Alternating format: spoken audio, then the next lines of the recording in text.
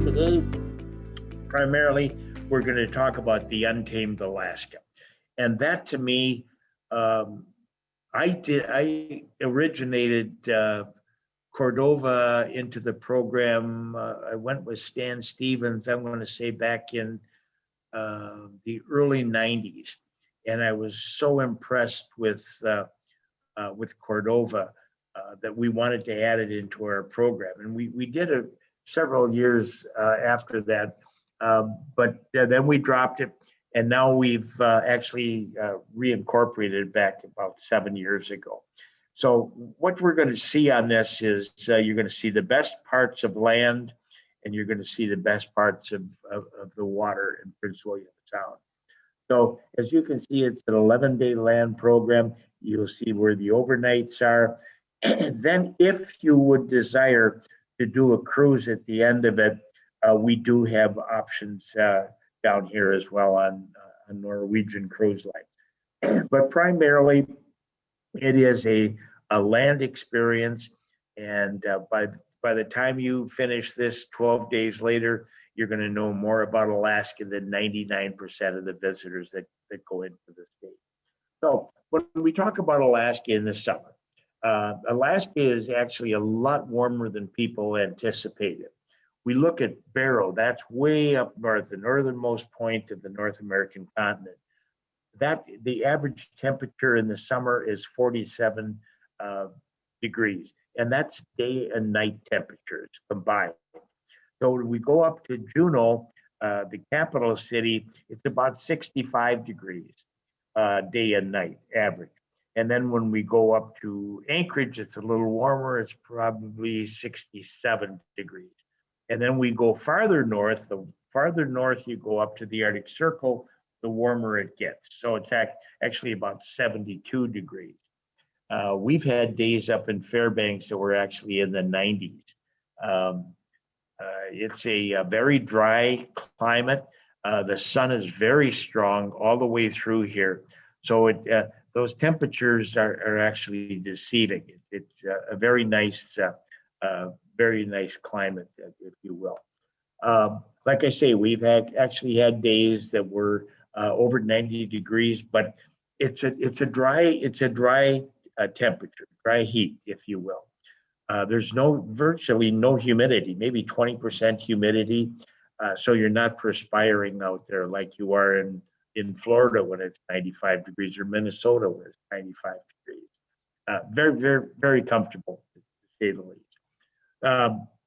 In the summertime, we have a lot of daylight.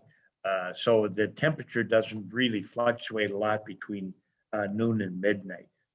In fact, if you're up there on June 21st, you're going to have basically up in Fairbanks, you're going to have about 23 hours and 45 minutes of daylight. You'll have 15 minutes of dusk, if that. So it's really interesting. When you wake up in the middle of the night and you see daylight, you look at your watch and it's 3 o'clock, you think, oh my Lord, I overslept by 6 hours, 8 hours. But it's pretty interesting, but very, very beautiful as well. The sunsets or alpenglow, if you will, are really pretty incredible. As I said, we have warmer temperatures. A lot of people that come back from Alaska say that it rained all the time. And unfortunately, those people give Alaska a bad name. The rainforest down in Southeast Alaska is where the cruise ships go. As you can see from the graph in the green sections, they get a lot of rain, specifically in September. Ketchikan gets about 14 inches of rain a month. They average about 200 or 185 inches of rain a year. But when we talk about the interior, that's where we're going to be focusing on. In June, July, August, and September, they get somewhere about 2 inches of rain per month. I'm in the Villages, Florida right now, and I've had days where we get 2 inches of rain in an hour here. Rain is not going to deter you your vacation on the interior of Alaska one bit. Just to ease your fear of what you've heard and what's actuality. So when we start our Untamed Alaskan adventure, we will fly into Anchorage, and your first night's hotel will be at the Lakefront Inn. And we've selected this hotel because of one reason. Well, actually two reasons. The location on Lake Hood, which is the busiest seaplane base in the state of Alaska, if not the world, is right outside your window. So the dining room looks right over that. Where we have our private breakfast looks over the lake. Where the cocktail lounge looks over the lake. And what's really neat about this is when you walk into that hotel, you immediately know you're in the state of Alaska, because you're greeted with a life-size polar bear, a life-size grizzly bear, life-size Alaska brown bear, moose, caribou, 5 species of salmon. Everything is mounted, and it's just an incredible backdrop for your first few minutes in Alaska. That sets the stage for your next 11 days. So we're happy to have this as our base headquarters, if you will. Also, we have a lot of people that actually opt to fly in a day early, which is a great idea, because you've got a 4-hour time change from Eastern time. You've got a 3-hour time change from Central time. So it's nice to be able to go in with the comfort of knowing that you're not going to have to, if you have an arrival at 10 o'clock at night, which is actually maybe 1 o'clock your time, and then have to get up at 7 for breakfast and leave at 8. It's better to go in to a day early, relax, get comfortable, and we'll arrange for our group rate at the same hotel, so you won't have to be changing rooms. You'll be in the same room every night. But you'll really enjoy this. It's a great hotel. Actually, my favorite spot in Alaska because of the backdrop. The following day, after breakfast, we will board the Alaska Railroad, and we're going to head north on the Alaska Railroad up to the unique village of Talkeetna. And we are going to be on the GOLDSTAR. That is a private car. You're the first car behind the engine and baggage car. The upper level is seating. The lower level is a dining car. So this is all private reserved seating, so everybody has a seat number. This car seats probably, I'm going to say 50, 55 people. The front 2/3 is seating. The back 1/3 is actually outdoor vestibule. So you can go out, the sides are open, you can go out and take pictures, go out, and the scenery is just really incredible that you'll have. So we'll go up to Talkeetna, which is our second night's adventure. And Talkeetna is a really unique Alaska town. If you folks remember the television series Northern Exposure, that was actually written about the town of Talkeetna. Dr. Greer's office is here, but there's some really neat places, like, for example, the Talkeetna Roadhouse. There's a brewery across the way here, the Talkeetna Brewing Company. There's just really neat little areas that you can come down and stroll around the town. But for accommodations that night, we'll be staying at the Talkeetna Alaska Lodge. Incredible, beautiful lodge sitting on the south face of Denali, which is here. And that's roughly about 62 miles away from the lodge. There's a beautiful patio on the backside that you can sit. You can actually have dinner out there if you'd like, cocktails out there. So for dinner, you'd either have a choice of eating in the Talkeetna Lodge, or you could go downtown Talkeetna and eat at the Roadhouse or the Brewing Company. So you'll have some options for dinner as well. The following morning after breakfast, we're going to go up, start driving north to Denali. And in Denali, we're going to, before we get to Denali, we're going to make a stop at the Dream a Dream Kennels. And this is just a beautiful experience. You're going to learn all about the Iditarod.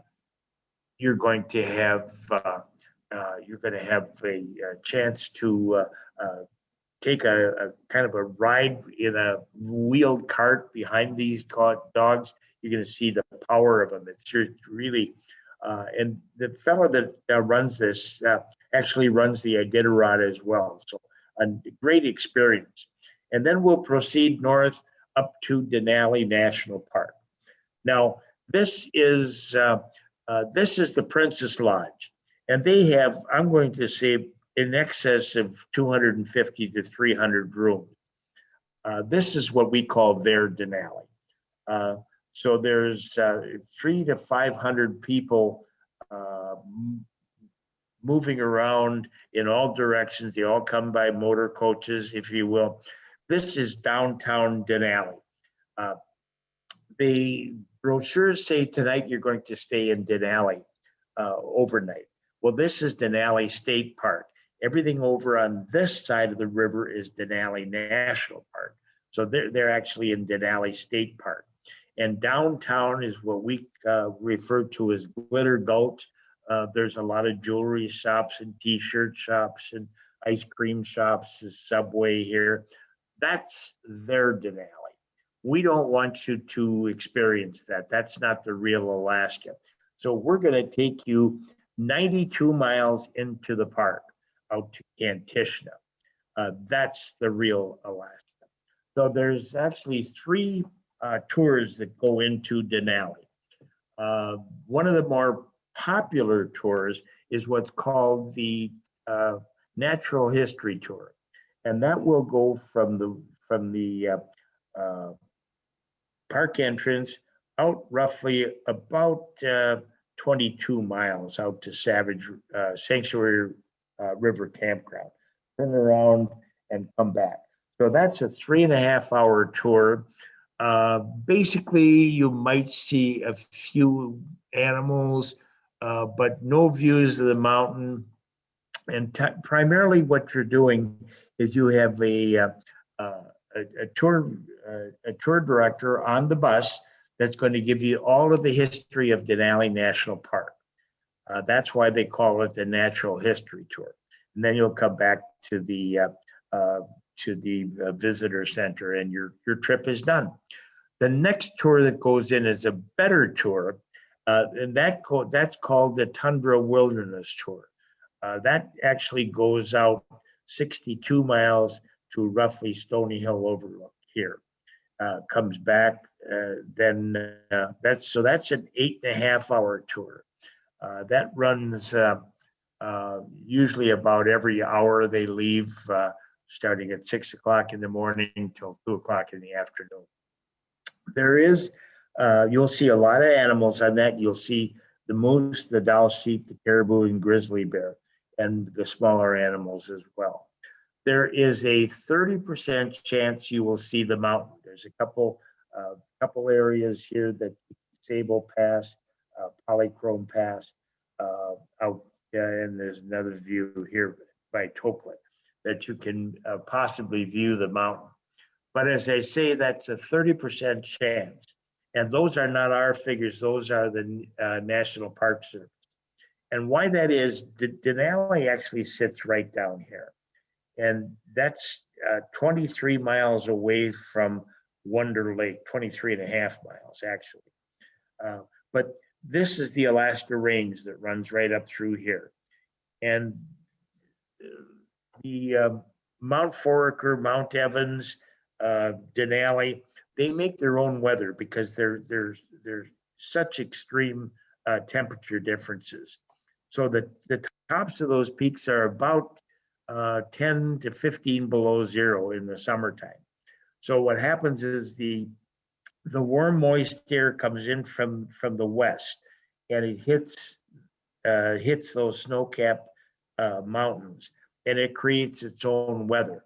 And that's why you always see so much snow up here. So what that does is that blocks the view of the mountains out right up through this area, as where that front runs. So that's why a 30% chance of seeing the mountains is actually a figure. So what we're going to do, ladies and gentlemen, is we're going to take you all the way out, 92 miles. You'll get views of the mountain from here, from here, from here. And if it's blocked, you're still going to get views when we come out to Eielson Visitor Center. Keep in mind that front usually runs just about like so. So we're going to get on the other side of it. If you can't see it here, we'll see it when we get down through here. From Wonder Lake, it's the closest view you're going to be able to get of the mountain. That's 23.5 miles. And then we'll proceed out to Kantishna. That's going to be your home for the next 2 nights. And Kantishna is an old gold mining town where they actually discovered gold in 1902, if you will. So we're going to spend 2 nights out at Kantishna and see the real Denali, if you will. So how we get there is we go out on the park bus service. It's actually this is a private vehicle. It's owned by the Backcountry Lodge, and it'll be just our group on there. So if there's 24 people, 30 people, that's what will be on the coach. And they have the most experienced drivers. Some of them have been driving for over 30 years out to the Backcountry Lodge. So these are the regular buses that you'll see. They have 56 people on them. These are the Tundra Wilderness Tours and the Natural History Tour bus. The green buses are for campers. They make stops about every hour, hour and a half. People get off, people get on, etc. But our buses are the private buses. This is Polychrome Pass. And that's one of the most beautiful, actually, areas. It looks scary, but keep in mind, these are one-way roads. They're all radio controlled. So the coaches going up the road have the right of way. So there's a parking area up on top. When these buses clear, then it'll be passable for the downward buses to go back out. So it's all very safety, all very controlled, if you will. But it's the scenery for those that 4.5 hour trip out to Kantishna is really incredible. And we're going to be looking at a lot of wildlife. You will see moose. Generally we see anywhere from 8 to 10 to 20 moose, just depending on the day. You'll see caribou, and there's herds of caribou in Denali. They're just really fun to watch. They come right down to the road, and they'll possibly be walking in front of the bus on the way out. And then, of course, we have the Dall sheep. And the Dall sheep is actually what Denali National Park was created for. It was, I can't remember the name of the gentleman that did the study on them, but these are majestic animals. They're just so beautiful. And you'll see up to 100 of those on our trips in and out of Denali National Park. Then, of course, the grizzly bear. Nice thing about the grizzlies is they like to play and eat. So the mother bears usually have their cubs with them in the summer. So you can see 1, you can see 2, even 3 cubs that'll be trailing behind their mother. And they're really fun to watch. A lot of times they're right on the side of the road. And of course, the buses stop for for any animal. So there's whether it's a Dall sheep, a caribou, moose, wolf, we'll stop so you can all get time to get photos and videos of those critters. The wolf are there's about 10,000 wolves in the Talkeetna pack in Denali. The wolves they're kind of a skittish animal. They don't like to be out in view of mankind or the buses, etc. But when we do see them, it's kind of unique. They're a great animal, very highly intelligent. As we'll see if we get a chance to experience it. But then, of course, the main attraction of Denali is Denali itself. Denali was named Denali by the Athabascans, which in Athabascan the word Denali means the Great One. And then Congress changed it to McKinley after President McKinley, and then they rechanged it back about 7 or 8 years ago back to Denali. But the Alaskan residents have never called it anything but Denali. What Congress said and what they thought were two different things. The natives never never changed the name one single bit. But you're going to get some incredible views of Denali as we go back farther. As I said, the average person that goes into Denali, 30% of those people see Denali. Our percentage in 2019 was 96.15%.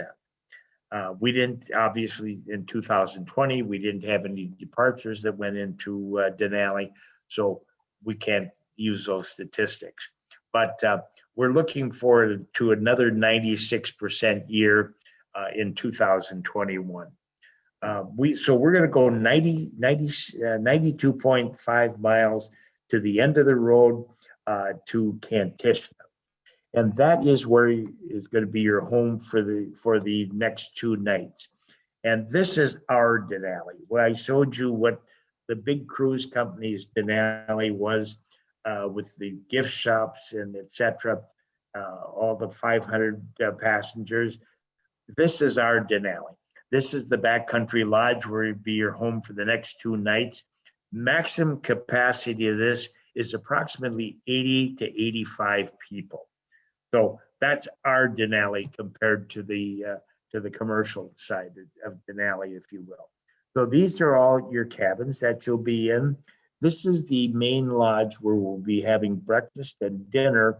There's also a cocktail lounge here. There's a spa actually right over here if you want to have a spa treatment. And then this is the day lodge. That's where we'll have our lunch. This is Moose Creek.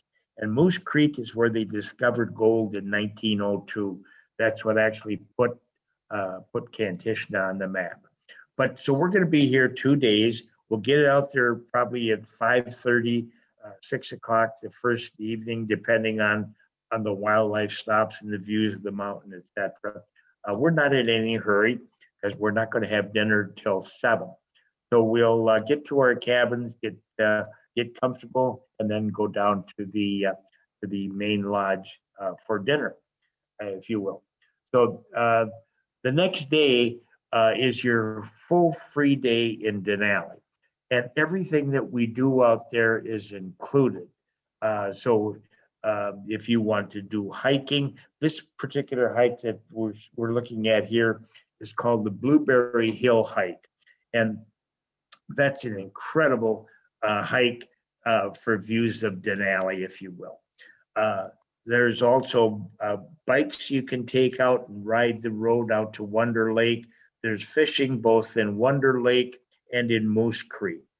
Fly fishing in Moose Creek for grayling and dolly vardens, and lake trout fishing in Wonder Lake for spin casting for those. So, but everything you do is included in your adventure. this gentleman is spin casting for lake trout in Wonder Lake, if you will. So we also are going to teach you how to gold pan. And this is where they discovered gold in 1905, not 1902. And my numbers were a couple years off there. But they thought about it in 1902. Remember, the gold rush in Skagway and Dawson City was 1898. So it took them a while to come this far west. But we're going to give you pans, we're going to give you boots, a little stool to sit on if you so desire, and we'll give you a packet of gold dust, if you will, or sand that you can actually pan, and we'll teach you how to do it. Our tour managers will school you on the proper way to gold. And any gold that you find, of course, is yours to keep. They'll mount that on a special card for you, so you can bring that home as a souvenir. And I guarantee you, if you pan for gold, you will find gold. I will not guarantee you how much, but I will guarantee that you'll find gold. So after dinner, the second night, we gather out for a little get together for dessert and hot chocolate, if you will. So these are permanent mugs that they give you. They say Denali on them, and that's yours to keep. They give you that on the bus going out, so you can have hot chocolate and coffee on our breaks. But we do s'mores out here, so we'll have graham crackers, marshmallows, and Hershey. Now the s'more is incredible, but when you have hot chocolate in these mugs, and then our tour manager always seems to have a bottle of John Jameson or Bailey's or something that you can put in that coffee, and I guarantee you, a hot toddy and a s'mores out by the river in the wilderness, there's no experience. These are things that you remember for a lifetime. That's just our Denali compared to the commercial Denali, if you will. So as I said, on the way out, that's about a 4.5-hour trip from the lodge out to the visitor center. So we're going to see more wildlife, more views of the mountain on the way out, that 4.5 hours. And then we'll come into Denali, the village. And we're going to actually spend a night here. So you're 2 nights into the park, 1 night at the park entrance. And these are the new cabins of the Denali backcountry, of the river cabins. And they all have balconies, and they overlook the river and Denali National Park. So these will be our accommodations for the next evening. Just the rooms are absolutely wonderful. They're all Alaskan, if you will. And then you're looking out on the balcony. This is all Denali National Park you're looking over. So we'll get in. We should be there by about 12:30. We have lunch at the hotel, and then you have that afternoon free if you want to go venture down to the gift shops, or what our recommendation is to go to the Denali National Park Visitor Center. We have shuttles that'll take you down from that downtown, etc. It's just a wonderful way to rekindle the experience that you had the first 2 days. And it's really fun to kind of talk to people that did the natural history tour or and you tell them what you did and what you saw, the animals you saw, and I'll guarantee you're going to be the envy of everybody in Denali National Park. But there's also an incredible restaurant right above it, which is actually right up here. We have shuttle service that'll take you up to the restaurant for dinner, and this is the Denali Grand Hotel, but we're actually staying down here, but it's the same the same ownership that has them. So again, you're looking out from your cabins, you're looking right over Denali National Park. This is the river that divides them. Also, if that afternoon when you're free, if you want to do some river rafting, you can do it. There's a helicopter tour you can do. We'll have a array of optional activities, but the visitor center is right back in over here if you like to go to that. But I was saying for dinner that night, you can go up to the Denali Grand, and they have an incredible chef. There's probably one of the better meals that you'll have in Alaska is up here. It's the people just rave about it. Beautiful cocktail lounge that overlooks the Denali National Park, and also the dining room overlooks Denali as well. So it's a wonderful view up there as well as the food. So the next morning after breakfast, we're going to go out on the Denali Highway. And that is in itself an exciting experience. Before they built the George Parks Highway in 1972, if you wanted to get to Denali from Anchorage or Fairbanks, you had to go out the Denali Highway. Now it's very seldom used anymore. We're going to drive across that. We're paralleling the Alaska Range. You're going to see more wildlife, more scenery. It's an incredible journey. You will get to Paxton and join the Parks Highway, and at that point, we will pick up the Alaska Pipeline, and we're going to follow the Alaska Pipeline just about all the way down to the Wrangell-St. Elias National Park. You'll see there's areas where the pipeline is above the ground. The reason for that is there's permafrost below it. If it's below the ground where you don't see it, there's no permafrost, so they'll bury it. But there's a good portion of it that's exposed, and it's all insulated. You can actually stand underneath that and hold it up and get a photo taken of it. It's a neat experience. And then we'll learn more about that when you visit the Anchorage Museum. There's a great section that's devoted to the construction of the Alaska Pipeline. But as we travel down the Parks Highway, we're going to enter the Wrangell-St. Elias National Park. And that is, we'll stop for lunch just outside that at Gakona at an old lodge, that's a log lodge, an old roadhouse on the Alaska Highway. Incredible food, but probably the neatest part about it is the ambience of it. It's an old log lodge, and it speaks Alaskan from the time you pull up to it until the time you depart. It's the real Alaska. But then we'll come into the Wrangell-St. Elias National Park. And that's kind of a unique park because a lot of people aren't even aware of it. Most of the visitors that go to Alaska every year have no conception of what the Wrangell-St. Elias is. It's the largest national park in the whole U.S. national park system. It's twice the size of Denali. Actually, the Wrangell-St. Elias mountains contain the second highest peak in North America. That's Mount Logan. And that's only about 500 feet shorter than Denali. That's actually in the Yukon, but it's still part of the Wrangell-St. Elias mountain range that we see here.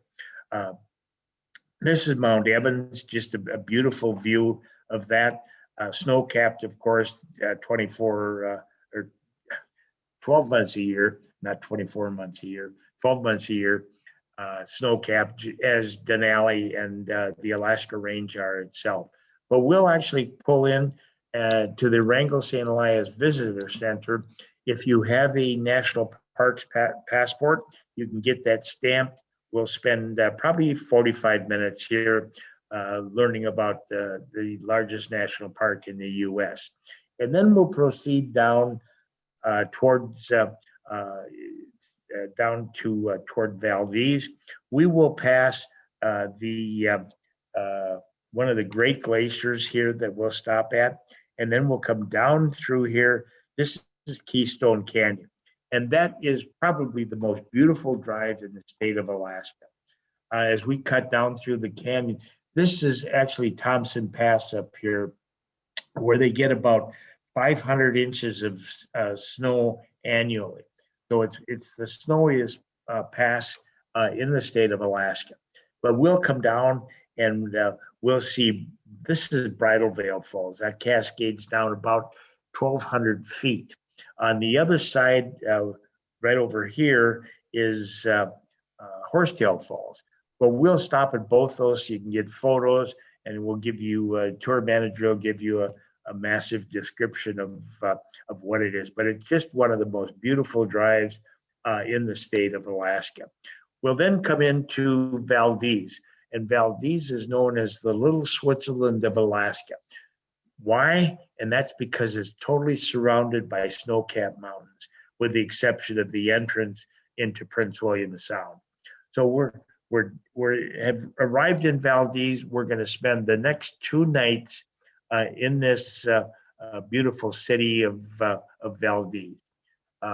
We will be staying at the newest hotel, the Totem Inn, and that actually was a replacement. It burned down maybe 4 or 5 years ago, and then they rebuilt it.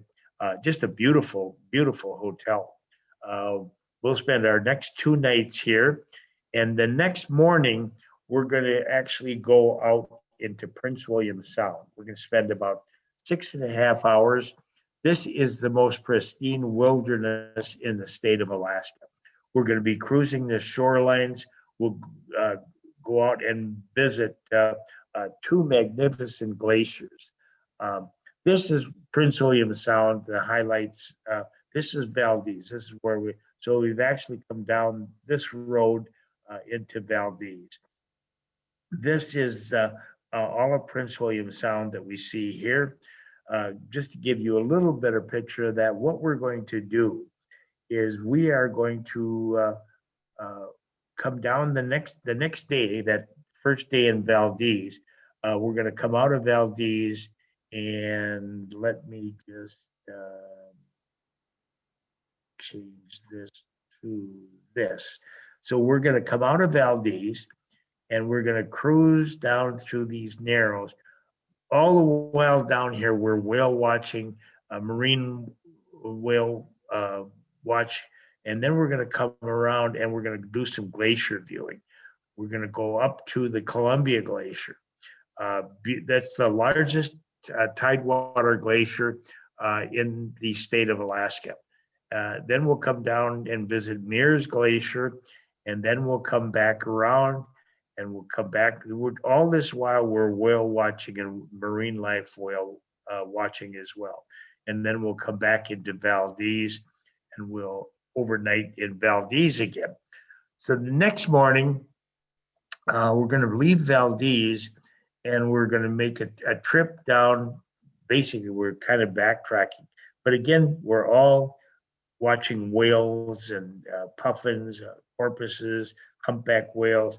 And then we're going to come down and we're going to go into a really unique little area that's called Cordova.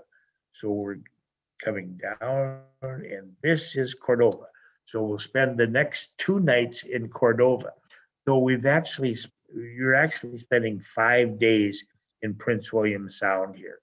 Some of the most beautiful waters, the most plentiful marine life probably that I've ever experienced is in Prince William Sound.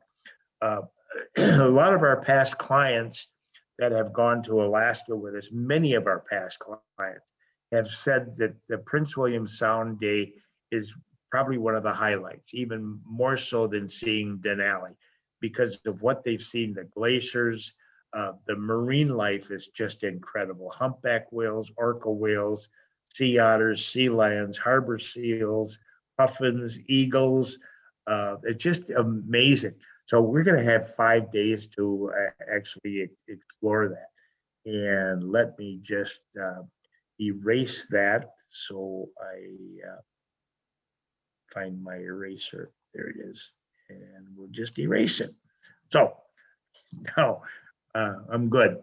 So that day we're out in Prince William Sound, we're going to see two glaciers. This is Meares Glacier, and we get up very close to that, so you can experience the calving of it.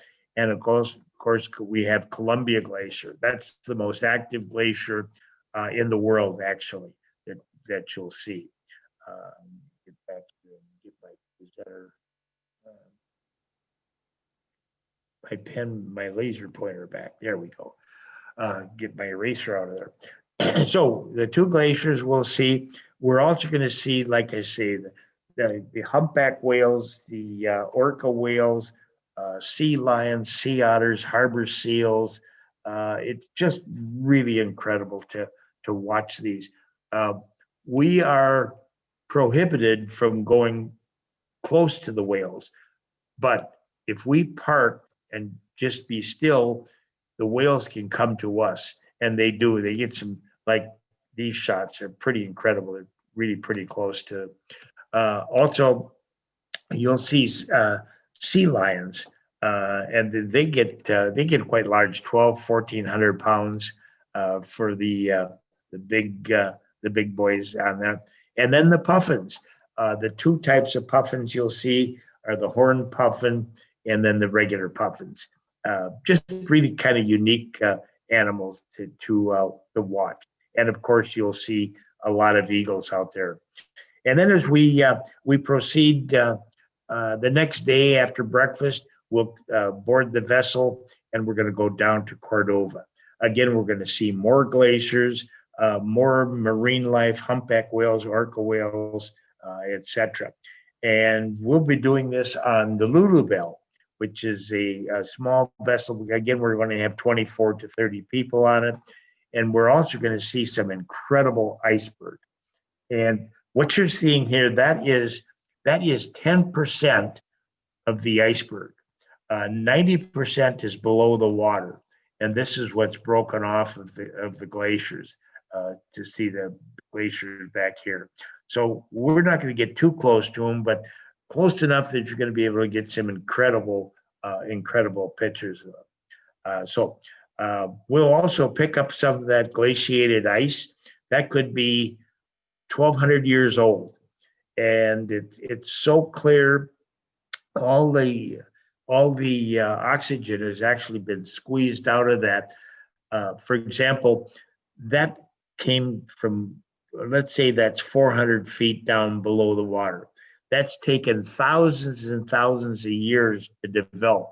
It's developed up in the ice field. It's flowed down 65, 70 miles, and then it's just worked out. So that could easily be 12 to 1,500 years old.